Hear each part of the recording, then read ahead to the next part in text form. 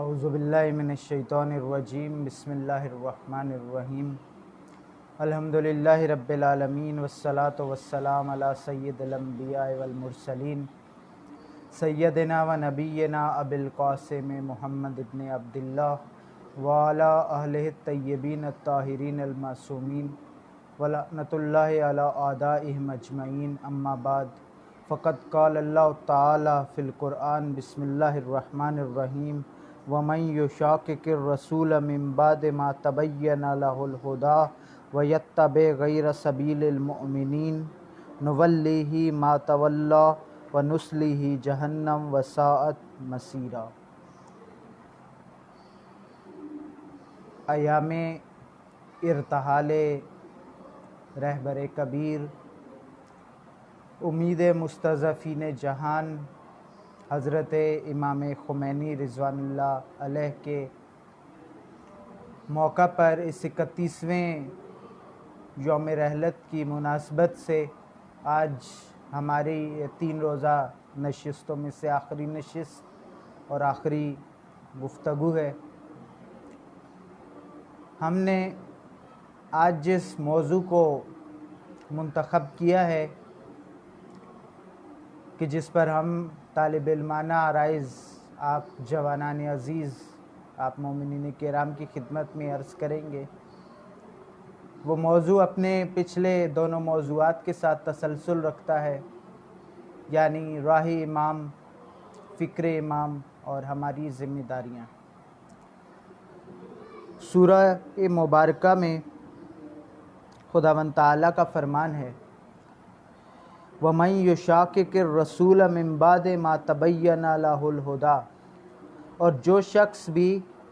ہدایت کی تبیین کے بعد، ہدایت کے بیانہ ہونے کے بعد، ہدایت کے تبیان کے بعد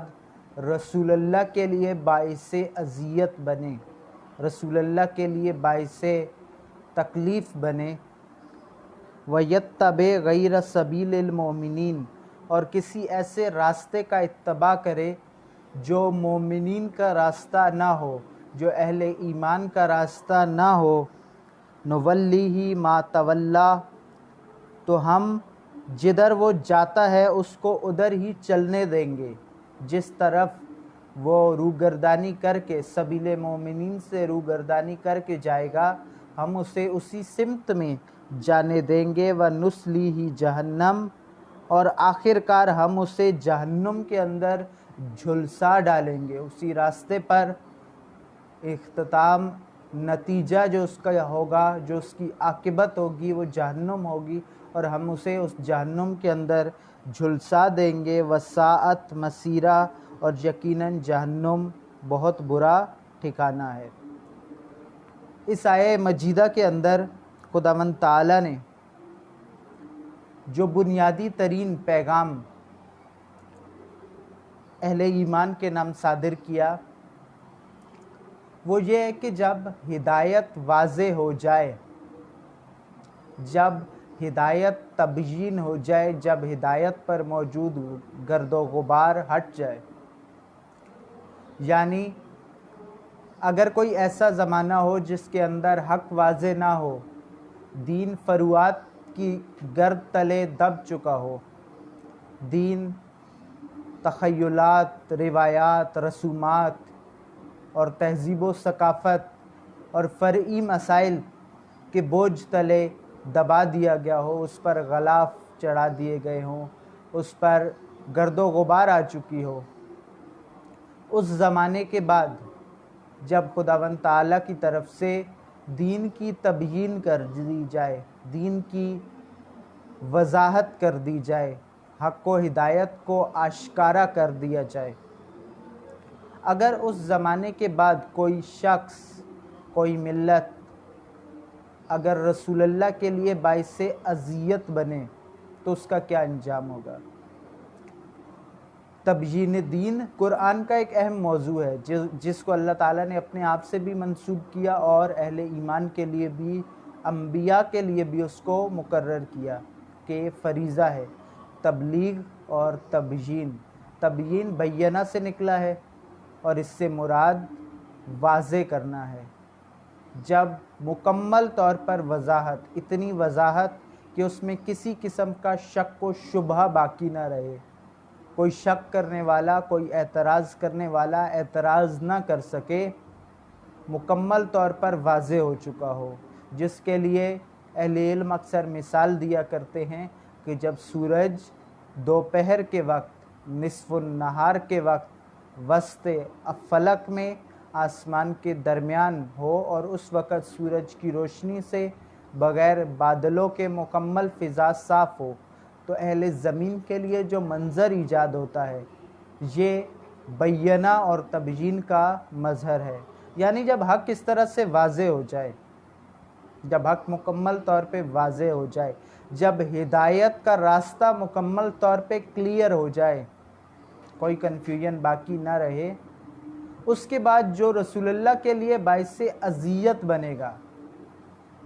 اور ساتھ میں مومنین کے علاوہ کسی دوسرے راستے کو اپنائے گا، سبیل مومنین کے علاوہ کسی دوسری سبیل کو اپنائے گا، تو ایسا شخص جدھر جانا چاہتا ہے، جو ارادے رکھتا ہے، خداوند تعالیٰ کا کہنا ہے کہ ہم اسے اسی راستے پر لگا دیں گے۔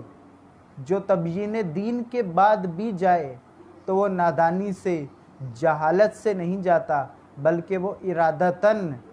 حق کو چھوڑ کر جا رہا ہے، ارادتاً وہ ہدایت کے بدلے ضلالت کو خرید رہا ہے، ارادتاً سبیل مومنین کی جگہ سبیل فاسقین کا اتباع کر رہا ہے۔ تو وہ جس راستے پر جا رہا ہے، خدا کا کہنا ہے کہ ہم اسے اسی راستے پر گامزن کر دیں گے، اور ان تمام راستوں کا انجام جہنم ہوگا، اور یقیناً جہنم بہت ہی برا ٹھکانہ ہے۔ جوانان عزیز، آج اس عصر میں، اس زمانے میں دین واضح ہو چکا ہے،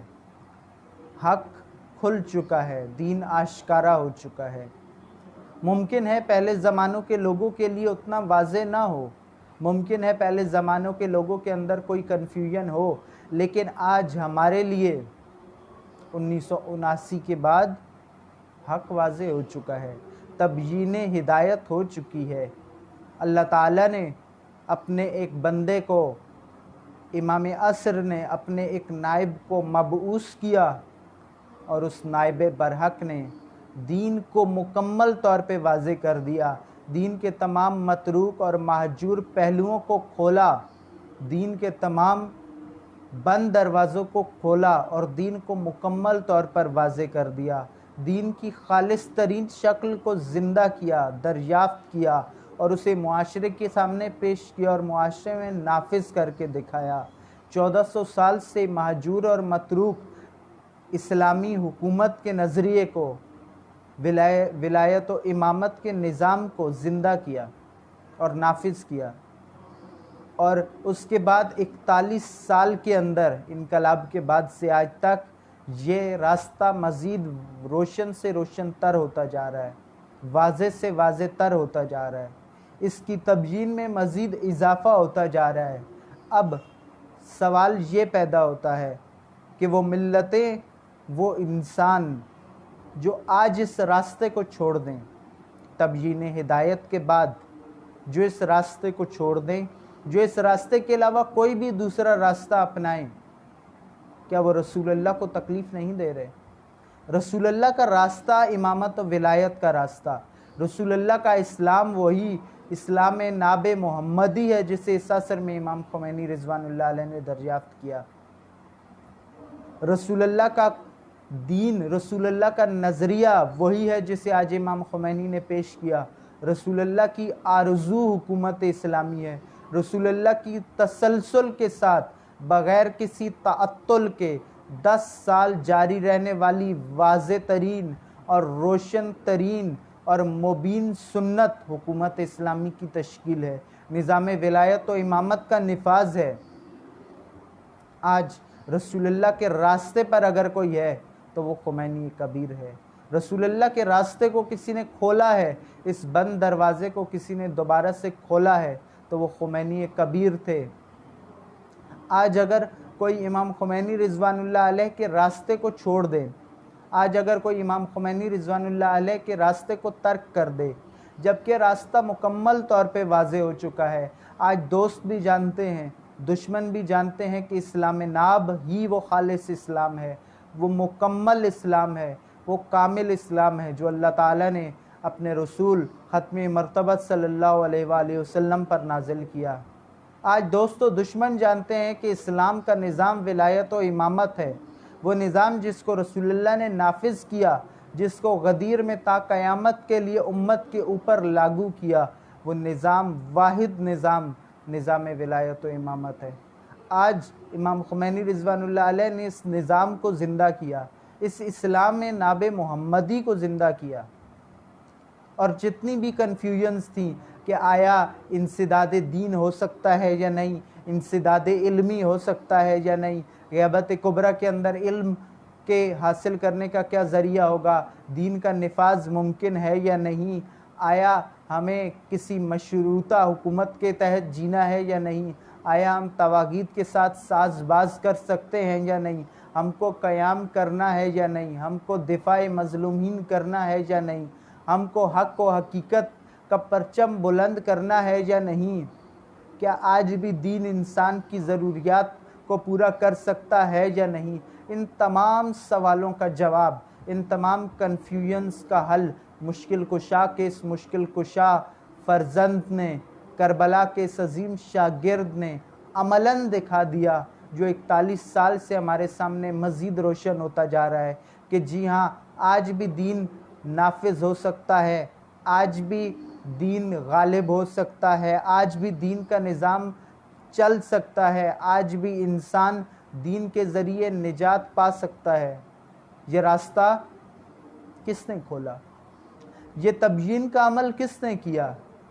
وہ آرزو جو رسول اللہ کی آرزو تھی، وہ آرزو جو علی امیر المومنین کی آرزو تھی، وہ آرزو جو حضرت سیدہ کی آرزو تھی، وہ آرزو جو امام مجتبیٰ کی آرزو تھی، وہ آرزو جو سید الشہداء کی آرزو تھی، جو اولاد سید الشہداء کی آرزو تھی، حکومت اسلامی کا قیام، نظام ولایت و امامت کو برپا کرنا، اس آرزو کو کس نے پورا کیا؟ کس نے قلب مقدس رسول اللہ کو شاد کیا؟ وہ خمینی کبیر تھا۔ آج خمینی کبیر کا راستہ رسول اللہ کا راستہ ہے، علی کا راستہ ہے، سیدہ کا راستہ ہے، حسن و حسین علیہ السلام کا راستہ ہے، ائمہ معصومین کا راستہ ہے۔ آج اگر خمینی کبیر کے راستے کے علاوہ کوئی راستہ اپنائے گا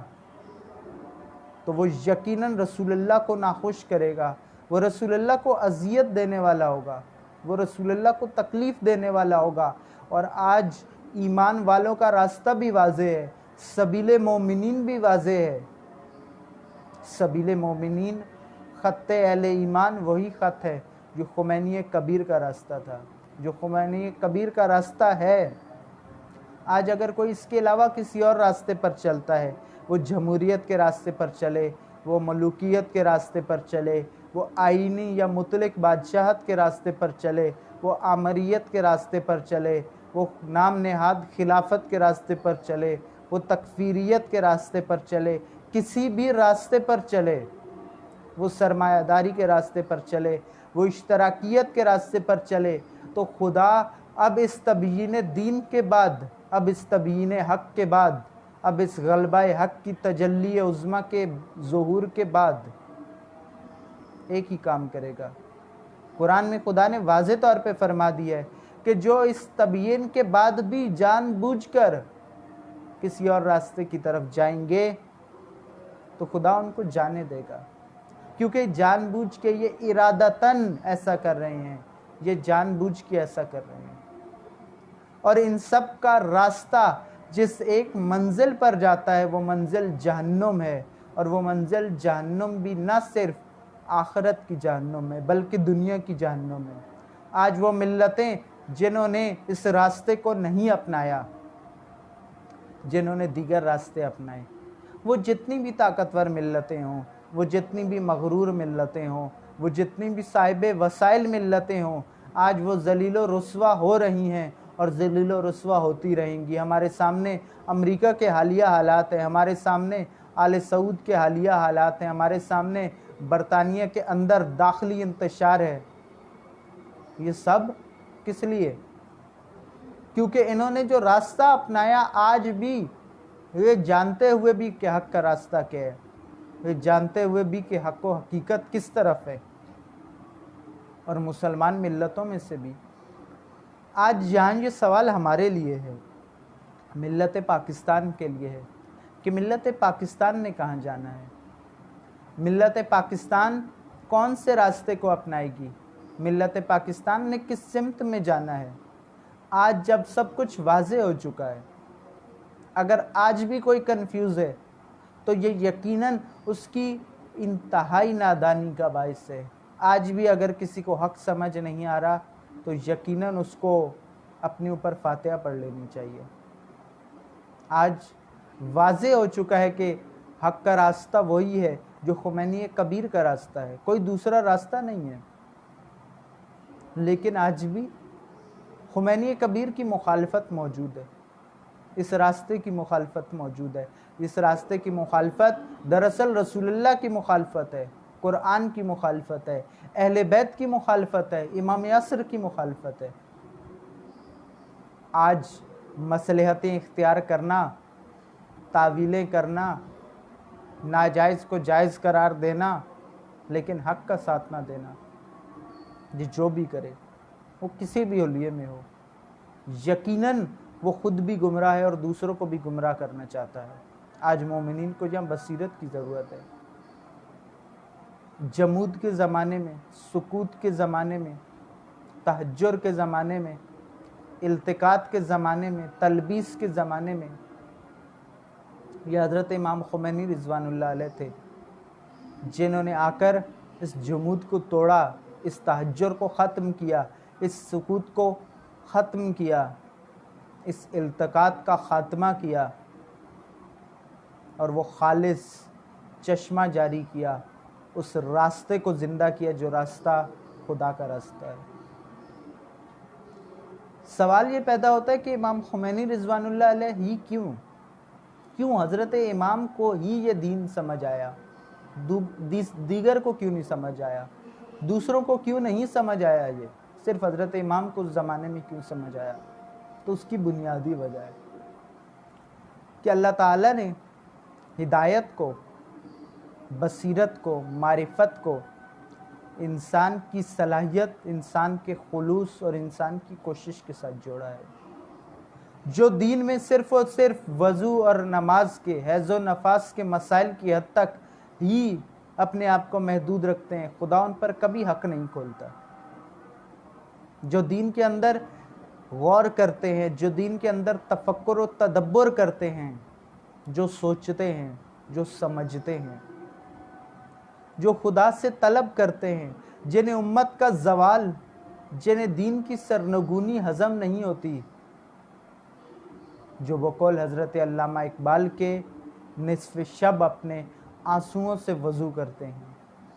خدا ایسے لوگوں پر اپنے دین کے راز کھولتا ہے۔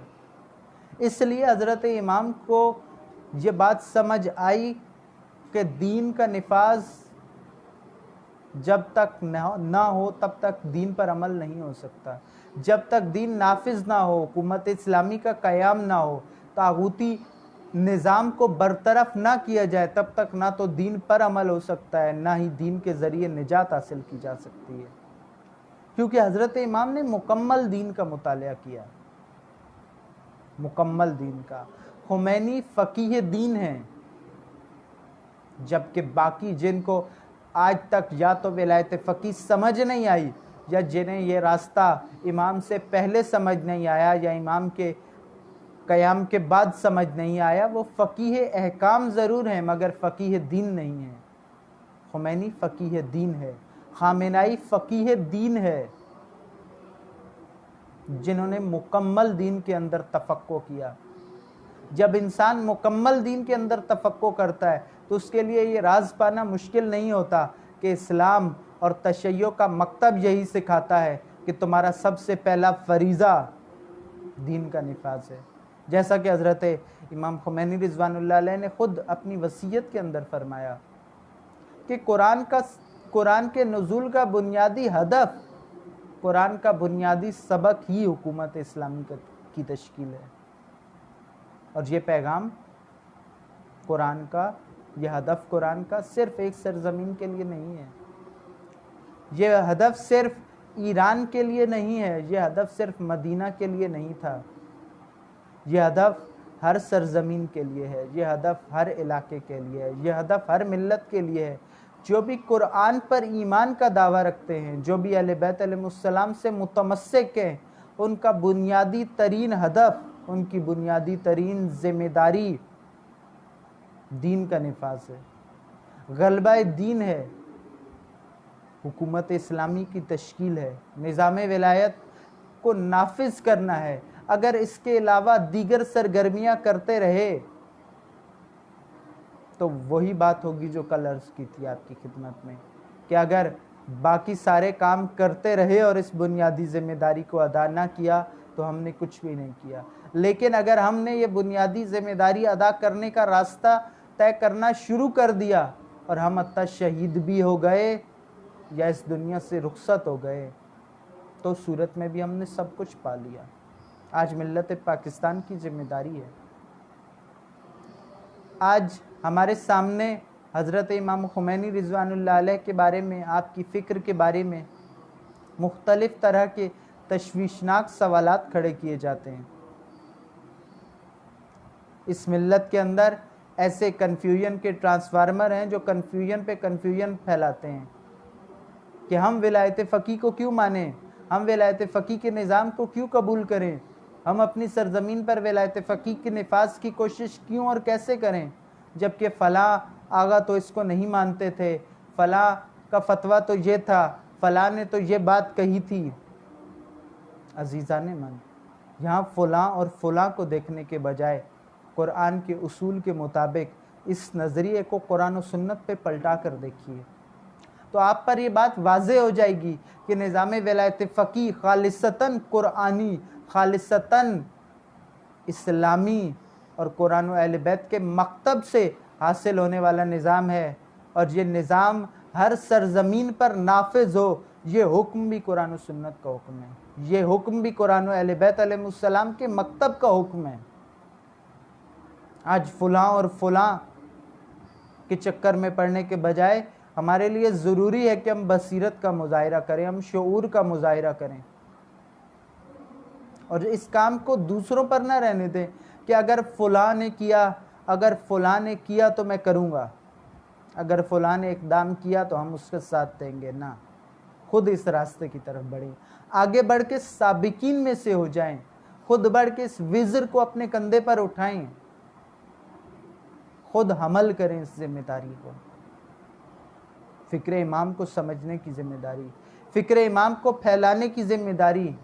فکر امام پر عمل کرنے کی ذمہ داری اور فکر امام کے مطابق نظام اسلامی کے نفاذ کی ذمہ داری۔ اس کوشش کو شروع کریں، اس حرکت کو شروع کریں۔ ممکن ہے کہ ہماری نسل وہ زمانہ نہ دیکھ پائے کہ جب اس سرزمین پر اللہ تعالیٰ کا نظام نافذ ہو، اللہ تعالیٰ کا دین غالب ہو، لیکن کم از کم ہم خدا کے سامنے، سیدہ کے سامنے، امام عصر کے سامنے سرخرو ہوں گے۔ میں ایک مثال عرض کرتا ہوں، اگر آج آپ سے کوئی کہے کہ پاکستان نے فیفا ورلڈ کپ جیتنا ہے تو آپ فوراً ہنسیں گے، آپ کہیں گے پاکستان کی فٹ بال ٹیم تو ابھی بالکل بہت نچلے درجے پر ہے، کوئی عالمی ٹیم نہیں ہے، کوئی بہت بڑی پرفارمنس نہیں ہے اس کی، کوئی نام نہیں ہے، کوئی اتنا کارکردگی نہیں ہے، یا شاید ٹیم ہی نہیں ہے۔ تو اس صورت میں ہم فیفا ورلڈ کپ کیسے جیت سکتے ہیں؟ تو عزیزان من، اگر آج ہم شروع کریں، اگر آج ہم اقدام کرنا شروع کریں تو ممکن ہے کہ اگلے 20 سال کے بعد ہم اس قابل ہو جائیں کہ ہم فیفا ورلڈ کپ جیت سکیں۔ اسی طرح سے اگر آج ہم یہ شروع کرتے ہیں، آج 5 جون 2020 کو، اگر آج ہم میں سے ہر ایک ارادہ کرتا ہے کہ وہ طاغوت کے انکار اور ولایت پر ایمان کے ساتھ اپنی سرزمین کو منور کرے گا فکر امام خمینی کے نور سے، اور اپنی سرزمین کو تیار کرے گا نظام ولایت فقیہ کے لیے، اور اپنی سرزمین کو آمادہ کرے گا ظہور مہدی کے لیے، تو یہ ممکن ہے کہ اگلے 20 سال بعد، اگلے 25 سال بعد، چاہے اگلے 100 سال بعد بھی اس تسلسل کے ساتھ ہونے والی کوشش میں اسے کامیابی حاصل ہو جائے۔ لیکن یہ تسلسل کب ہوگا، یہ کامیابی کب حاصل ہوگی؟ جب آج ہم حرکت کریں۔ قرآن مجید نے قوموں کی زوال کی ایک بنیادی وجہ جو ذکر کی، وہ کیا تھی؟ وہ یہ تھی کہ وہ ذمہ داری چور تھے، وہ اپنی ذمہ داریاں دوسروں پہ ڈالتے تھے۔ وہ کہتے تھے کہ اے موسیٰ تم جاؤ اور تمہارا خدا جا کر لڑو۔ خود کوئی ذمہ داری اٹھانے کے لیے تیار نہیں تھے، اور جو قوم ذمہ داری چور بن جائے وہ قوم کبھی بھی کسی منزل کو حاصل نہیں کر سکتی، وہ قوم کبھی بھی کامیاب اور کامران نہیں ہو سکتی۔ عزیزان من، اگر ملت ایران ذمہ داری نہ اٹھاتی تو فقط روح اللہ موسوی خمینی کامیاب نہیں ہو سکتے تھے۔ لیکن اگر ایک ملت ذمہ دار ہو جائے، اگر ایک ملت کے جوان اٹھ کھڑے ہوں، اگر ایک ملت کے جوان کوشش شروع کر دیں، تو خداوند تعالیٰ ان کو منزل بھی عطا کرتا ہے، اگرچہ وہ اصحاب کہف کی طرح 300-350 سال کے بعد ہی کیوں نہ ملے انہیں منزل۔ خدا تعالیٰ کا یہ وعدہ ہے۔ عزیزان من، ہمیں سوچنے کی ضرورت ہے، ہمیں فکر کرنے کی ضرورت ہے کہ ہم کس راستے پر ہیں۔ اگر ملتیں ذمہ دار نہ ہوں، اگر کسی ملت کی جوان نسل ذمہ دار نہ ہو، تو علی ابن ابی طالب جیسا امام بھی ہو تو اس صورت میں بھی وہ فریادیں کرتا ہوا شہید ہو جاتا ہے۔ لیکن اگر ملت آمادہ ہو اور ملت کے چند جوان آمادہ ہوں، ملت کے چند افراد آمادہ ہوں، تو ان کا رہبر کربلا برپا کر کے اپنے وقت کی یزیدیت کو سرنگوں کر سکتا ہے۔ اگرچہ سب کے سب شہید ہو جائیں، لیکن یزیدیت کو سرنگوں کر دیتا ہے۔ یہ میری اور آپ کی ذمہ داری ہے۔ نہ آسمانی معجزے سے ہوگا، نہ غیبی طاقت سے ہوگا، بلکہ میں اور آپ جب آگے بڑھیں گے تو خدا ہمارے قدموں کو تائید و طاقت عطا کرے گا، خدا ہماری روحوں کو منور کرے گا، خدا ہمارے ہاتھوں کو منور کرے گا اور قوت دے گا، اور یہ کام، یہ ذمہ داری ہمارے ذریعے ادا ہوگی۔ ہمارے سامنے بہت واضح مثال ہے، اب واقعتاً تبیین حق ہو چکی ہے، ہر پہلو سے تبیین ہو چکی ہے۔ آپ ایران کے جوانوں کو دیکھیے، آپ دفاع مقدس کے جوانوں کو دیکھیے، 17 سال سے کم عمر جوان، 70 سال سے بزرگ، ضعیف، سب کے سب۔ آپ مدافعین حرم کے شہداء کو دیکھیے، مجاہدین کو دیکھیے، ہمارے سامنے واضح ہے۔ اگر ایک ملت کا حسین فہمید ذمہ دار بن جائے تو اس کا رہبر انقلاب برپا کر سکتا ہے۔ لیکن اگر ایک ملت کے اندر ہزاروں ہوں لیکن ایک بھی ذمہ دار نہ ہو، اور 4000 شاگرد ہوں لیکن ذمہ دار کوئی نہ ہو، تو جعفر صادق جیسا امام بھی گوشہ نشینی میں شہید کر دیا جاتا ہے۔ یہ میری اور آپ کی ذمہ داری ہے، یہ میرا اور آپ کا فرض بنتا ہے کہ ہم ان رکاوٹوں کو دور کریں، کیونکہ اللہ تعالیٰ کا وعدہ ہے کہ اذا جاء نصر اللہ والفتح ورأیت الناس یدخلون فی دین اللہ افواجا۔ جب نصر و فتح من اللہ آ جائے، نصر اور فتح قرآن کی 2 اصطلاحیں ہیں، نصر اور فتح۔ اردو میں اس کا ترجمہ کامیابی اور مدد کیا جاتا ہے، جبکہ بنیادی طور پہ درست معنی نہیں ہے۔ یہ اردو کے اندر ضعف کی وجہ سے یہی ترجمہ کر دیا جاتا ہے۔ ہم جسے مدد کہتے ہیں اردو میں اس کو اعانت کہتے ہیں، اردو میں مدد کرنے والے کو اون کہتے ہیں، اور جسے ہم فتح کہتے ہیں، یہ اردو کے اندر جو فتح ہے، عربی کے اندر یہ فتح اس معنی میں نہیں ہے، کشور کشائی کے معنی میں نہیں ہے، بلکہ فتح کس معنی میں ہے؟ اس کے لیے آپ کے سامنے ایک مثال رکھتا ہوں۔ قرآن کی سب سے پہلی سورہ کو सूरह फातिहा कहा जाता है। इसको फातिहा इसलिए कहा जाता है क्योंकि फातिहतुल किताब है, यानी किताब जिससे आगाज़ हो, जो किताब के खुलने की वजह हो, जो बंद होने की रुकावट को दूर करके किताब खुदा का आगाज़ करे, उसको खोले। इस वजह से इसको फातिहतुल किताब कहते हैं। इसी तरह हमारे पास एक और दुआओं की मारूफ किताब है, मफातीहुल जिना। मफाती मिफ्ताह से निकला है, मिफ्ताह उसी फतह से बना है। मिफ्ताह यानी चाबी, फतह बुनियादी तौर पर बंद रुकावट को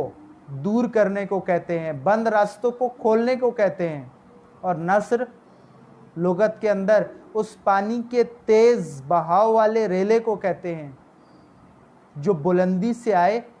और उसके अंदर शफ़ाफियत हो, शफ़ाफ हो, बुलंदी से आए और तेज़ी से आए, और इतना तेज़ी से आए कि निचली सतह पर मौजूद जो पानी के छोटे छोटे जौहर हों, जो पानी के छोटे छोटे ज़ख़ीरे हों, उनके अंदर से गुज़रे और उस रुके हुए साकित और जामिद पानी को भी अपने साथ हरकत देता हुआ ले जाए। तो ये खुदा ताला का फरमान है कि जब अल्लाह पर तवक्कुल करते हुए, अल्लाह के नाम पर, अल्लाह के लिए क़याम करते हुए जब कोई फतह बाब करेगा, जब रास्ते खोलने वाले रास्ता खोलेंगे और फिर इतनी तेज़ हरकत होगी, खालिस हरकत होगी कि मुआशरे के दीगर तबकात को भी अपने साथ हरकत में ले आएंगे, तो फिर खुदा वो मोजज़ा करके दिखाता है। वरअयतन नास, तो आप और मैं भी देखेंगे, कुरान कह रहा है, यदखुलून फी दीनिल्लाहि अफ़वाजा, कि लोग फौज दर फौज खुदा के दीन में दाखिल होंगे। यानी दीन में दाखिल होने से क्या मुराद है? यानी खुदा के दीन को कबूल करेंगे, खुदा का दीन नाफिज होगा और वो उस दीन के साए में आकर अपनी ज़िंदगियां गुजारेंगे। ये हो सकता है अजीज़ान मन, जो कुरान का वादा है कि ये हो सकता है। फौज दर फौज दाखिला हो सकता है, निज़ाम दीन नाफिज हो सकता है। शर्त यह है कि हम ज़िम्मेदार बने, हम फ़तह नस्र मिनल्लाह के उसूलों को अपनाएं, हम मसलहतों को छोड़ें। हमने मसलहत का रास्ता अपना कर देखा, हमने तलबीस का रास्ता अपना कर देखा, हमने इल्तिकात का रास्ता अपना कर देखा, लेकिन 73 सालों के अंदर हमें क्या हासिल हुआ? कुछ भी हासिल नहीं हुआ। हम पस्त से पस्त तर हुए, हम जलील से जलील तर हुए, हम कत्ल पर कत्ल किए गए। लेकिन इसके मुकाबले में इतना खून देकर भी हम वो इज्जत हासिल नहीं कर पाए, हम वो सरबुलंदी हासिल नहीं कर पाए, हम वो इस्तकामत और इस्तकलाल हासिल नहीं कर पाए। उसकी वजह क्या है? उसकी वजह ये है कि हम जिस राह पर हैं, उस राह पर फतह, उस राह पर कामरानी, उस राह पर इज्जत, उस राह पर सरबुलंदी नहीं है। मसलहतों की राह, जालिमों का साथ देने का रास्ता, तवागीत के लिए जवाज़ फराहम करने का रास्ता, जब तक इस पर कोई भी मिल्लत कायम है, कभी भी सरबुलंद नहीं हो सकती। सरबुलंदी का रास्ता अपनाना है तो वो राह इमाम खुमैनी है। उसमें अगर मर भी जाओ तब भी सरबुलंद हो, उसमें अगर कत्ल भी हो जाओ तब भी सरबुलंद हो, उसमें अगर ख़त्म भी कर दिए जाओ जिस्मानी तौर पर तब भी तुम जिंदा हो, तब भी तुम सरबुलंद हो, तब भी तुम कामयाब हो। इमाम खुमैनी रिज़वानुल्लाह अलैह ने इसलिए ये रास्ता खोला है हमारे लिए। उन कन्फ्यूजन के ट्रांसफार्मरों से दूर हों, ये हमारा फरीज़ा है। जब हम कन्फ्यूजन के ट्रांसफार्मर से अपना कनेक्शन जोड़ेंगे तो वो यकीनन हमें कन्फ्यूजन ही ट्रांसफॉर्म करेगा, जिसको खुद आज तक वाज़े ना हो कि राह इमाम खुमैनी हक है या नहीं, विलायत फ़क़ी दीन का निज़ाम है या नहीं, रहबर की इताअत हर सूरत में वाजिब है या नहीं, विलायत फ़क़ी पूरी दुनिया का निज़ाम है या नहीं, विलायत फ़क़ी के अलावा निज़ाम विलायत और इमामत के अलावा किसी दूसरे को निज़ाम के तहत जी सकते हैं या नहीं, जो अभी तक इससे नहीं निकला वो हमें भी कहीं नहीं निकाल सकता। وہ ہمیں بھی کہیں نہیں پہنچا سکتا. وہ ہمیں بھی کولو کا بیل بنا کے انہی ابحاث کے اندر الجھائے رکھے گا. یہ بحثیں حل ہو چکی، یہ بحثیں واضح ہو چکی، ہدایت کی تبیین ہو چکی ہے. آج امام خمینی کے آثار موجود ہیں، امام خمینی کا کلام موجود ہے، رہبر کے آثار موجود ہیں، مگر اس کے باوجود ہم نے کتنا استفادہ کیا؟ ہم نے فکر امام کے نام پر جن لوگوں سے فکر امام حاصل کرنے کی کوشش کی، انہوں نے ہمیں فکر امام ٹرانسفارم کرنے کے بجائے کنفیوژنز ٹرانسفارم کی. آج ہم نے جن کو علماء سمجھ کر منبر پر بٹھایا، کوئی غالی نکلا، کوئی تشکیکی نکلا، کوئی متفوضہ نکلا، یہ مختلف نکلے. کوئی کہتا ہے کہ اہل بیت کو رب کہہ سکتے ہیں، کوئی کہتا ہے کہ عید کے دن 10واں منا سکتے ہیں، کوئی کہتا ہے کہ ظالموں کو قبول کر سکتے ہیں، کوئی کہتا ہے کہ ظالموں کے ساتھ اسی انداز میں صلح کر سکتے ہیں جس طرح امام مجتبیٰ نے کی. نعوذ باللہ ثم نعوذ باللہ. امام مجتبیٰ کا کلام تو پڑھ کے دیکھیے. آپ ائمہ پر تہمتیں لگانے والوں کی باتوں کو کیسے قبول کر سکتے ہیں؟ اگر یہاں حکومت اسلامی موجود ہوتی، امام معصوم موجود ہوتے یا امام کے نائب کا نظام موجود ہوتا، تو صورت میں ائمہ پر یہ تہمتیں لگانے والوں پہ تہمت کی حد جاری ہوتی تھی. آج جن ظالموں کے ساتھ ہم نے اپنے ناطے جوڑ رکھے ہیں، آج جن کو ہم اپنا مومن بھائی کہہ کر اگنور کر دیتے ہیں، کیا قرآن ان کو مومن مانتا ہے؟ جن کو آج تک یہ سمجھ نہیں آیا کہ ائمہ بندے ہیں یا بندوں کے علاوہ کچھ ہیں، انسان ہیں یا انسانوں کے علاوہ کچھ ہیں، جو آج تک ائمہ کے بارے میں کنفیوز ہیں اور دوسروں کو کنفیوز کر رہے ہیں، ہم ان کو بھی مومن بھائی کہہ کر چھوڑ دیں. جب ہم ہر شخص کو اپنے حلقے میں شامل کریں گے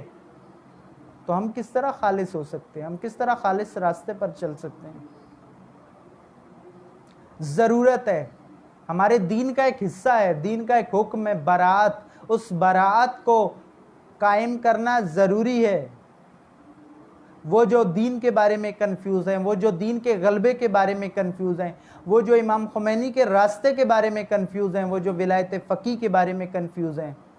ان سے براءت ضروری ہے، ان سے الگ ہونا ضروری ہے. ان کی ہدایت کی کوشش ضرور کی جا سکتی ہے، مگر ان کے ساتھ ہم قدم نہیں ہوا جا سکتا.